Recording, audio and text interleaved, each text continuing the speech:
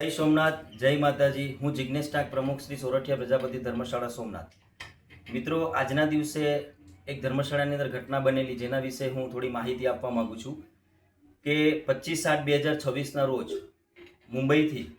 Maheshbhai भीमजीभाई tank તેમજ તેમના નાના ભાઈ સહપરિવાર સાથે અને બાળકો સાથે અહીંયા શ્રાવણ માસના પવિત્ર માસમાં સોમનાથ ભગવાનના દર્શન કરવા માટે પધારેલા અને આજે સવારે 8 વાગ્યાની આસપાસ એમના રૂમની અંદર ફેમિલી સાથે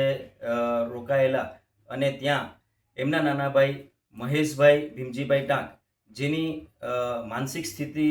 સંતુલન સારું ન હોવાના કારણે તે પોતાના જ રૂમની બાલ્કનીમાંથી છલાંગ લગાવી અને નીચે પટકાયા અને ત્યારબાદ અમારો સ્ટાફ છે એ દોડીને ઘટના સ્થળે પહોંચતા ત્યાંથી અમને સ્ટાફ દ્વારા જાણ કરવામાં આવી એટલે તાત્કાલિક હું પ્રમુખ જિગ્નેશ टांक તેમજ અનિલભાઈ જેઠવા મેરેજ હોલ ઇન્ચાર્જ અને વિજયભાઈ દેવળિયા પ્રમુખ શ્રી સોમનાથ પ્રભાસ પાટણ સોરઠિયા પ્રજાપતિ સમાજ અમે ત્રણેય ઘટના સ્થળે આવી અને એ ભાઈને અમે પાટણ સિવિલ હોસ્પિટલે સારવાર હેઠળ અમે એમને ત્યાં રિફર કરેલા અને ત્યારબાદ ત્યાંથી વેરાવળનું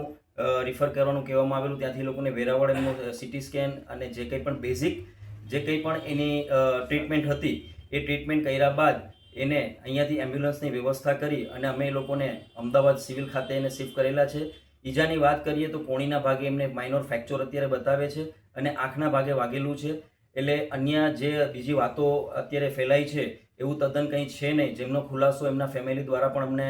સોશિયલ મીડિયામાં કરી દેવામાં આવ્યો છે અને તમામ જ્ઞાતિજનોને હું કહું છું કે જે હકીકત આ વિડીયો દ્વારા હું તમને જણાવું છું એ પ્રમાણે જ બનેલું છે એટલે ખોટી અફવાઓથી તમારે સાવચેત રહેવું અને એવું કોઈ પણ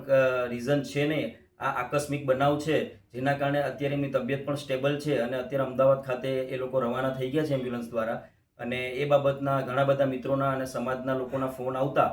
સોશિયલ મીડિયાના માધ્યમથી હું તમામ લોકોને જવાબ આપું છું। આમાં તમારે સાથ અને સહકાર આપવા બદલ ખૂબ ખૂબ ધન્યવાદ। જય સોમનાથ।